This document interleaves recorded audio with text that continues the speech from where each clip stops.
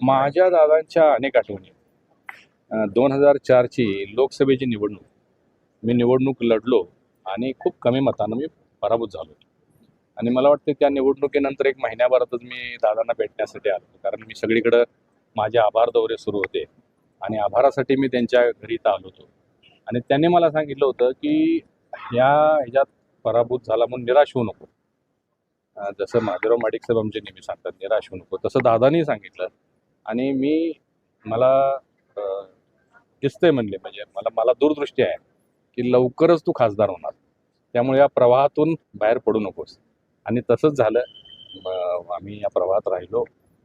2009ला शक्य झालं नाही, परंतु 2014ला मी लोकसभेमध्ये कोल्हापूरमध्ये निवडून गेलो. आणि निवडून गेल्यावर सुद्धा मी दादांना भेटायला आलो होतो, आभार मानायला आलो होतो. आणि अनेक वेळा भेट व्हायची. मी आमच्या काही कार्यक्रमानिमित्त पत्रिका द्यायला मी त्यांना भेटायचं. मध्यंतरी अलीकडंच मला वाटतं एक 2-3-4 महिन्यापूर्वी विमानात आम्ही दोघं एकत्र होतो आणि गप्पा मारत आम्ही विमानातून कोल्हापूर ते मुंबई गेलो होतो.